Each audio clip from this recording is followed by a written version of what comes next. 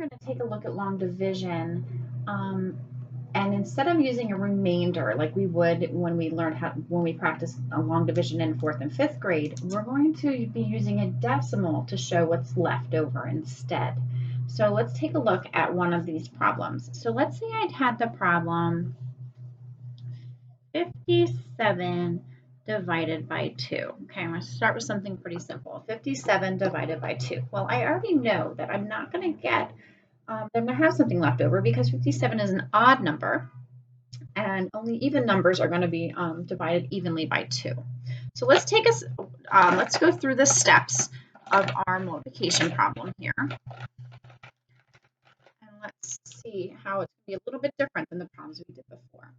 So first thing I'm going to do, I'm going to look at my largest place value, which is the 5, and I'm going to think, well, what times 2 is going to get me closest to 5?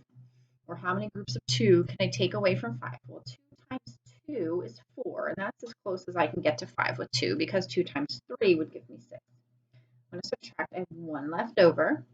I'm going to bring down that 7. So now I have the number 17. Okay, I'm going to think, well, what times 2 is going to get me close to 17? 2 times 8 is 16. So, and 2 times 9 is 18. So that's too many. So I'm going to use 2 times 8. 8 times 2 is 16. When I subtract, I have 1 left over. So what we used to do is you can say, oh, 28 remainder 1. Well, we're not going to do that anymore because now we're working with decimals. So we know that decimals are going to show me what's a little bit more than a number. Okay, more than 28, less than 29. It's going to show me instead. So what I'm going to do, instead of saying just 57, I'm going to add a decimal point to my dividend. And I'm going to add a decimal point to my quotient. And I can put a 0 here. A 0 in my tens place is still 57. Okay, this value of my dividend hasn't changed, but I'm just adding my next place value so that I can figure out, well, what decimal is left over. So I'm going to bring the 0 down next to my 1. And now I have a 10. All right, now I have a 10. I have a new number. Don't have a remainder. I'm going to use my tenths, and maybe my number goes to the tens place instead of to the ones place. So I'm going to think, well, what times 2 is going to get me close to 10? And 2 times 5 is 10. And now when I subtract, I don't have anything left over. Whoops, let me show you that. Now when I subtract, I don't have any numbers left over. So my quotient of 57 divided by 2 is 28 and 5/10. 28 and 5/10. And now I've completed my problem. I don't have a remainder. I have decimal places. Let's try another example.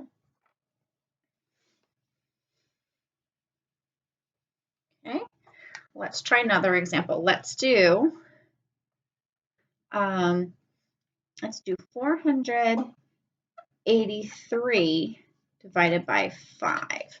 483 divided by 5. So again, I'm going to take a look at my greatest place value, which is the 4 in the hundreds place, and I cannot take 5 away from 4. So now I'm going to look to my hundreds and my tens. 48. Well, I can get groups of 5 out of 48. I'm going to think about my multiplication facts, and I'm going to think, well, 5 times 9. 5 times 9 is 45, and that's as close as I can get to 48. So I'm going to use a 9 up here. 9 times 5 is 45. When I subtract, I'm going to have 3 left there, and I'm going to bring down my 3 from my ones place to get 33. All right, so I need to think about, well, how many groups of 5 can I get from 33? So I know that 5 times 6 equals 30, but 5 times 7 equals 35. I don't have 35, I only have 33, so I can't use 5 times 7. I can only use 5 times 6. So let's put a 6 up here. 6 times 5 is 30. And when I subtract, I have 3 left over. Okay, so again, if we were in 4th or 5th grade, we would have come up here and we would have put remainder 3.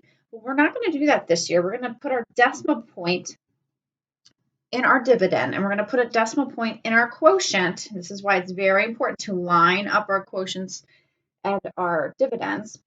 And I'm going to add a 0/10 here. Okay, I haven't changed the value of 483, but I'm showing I have 483 and 0/10. And I'm going to bring that 0 down next to my 3 here. Okay, and now I have a 30. Well, what times 5 is going to get me to 30? Well, 5 times 6 is 30. And then when I subtract, I don't have anything left over. There we go. I don't have anything left over. And my quotient, and I don't have anything to bring down, my quotient is 96 and 6/10. So 483 divided by 5 is 96 and 6/10.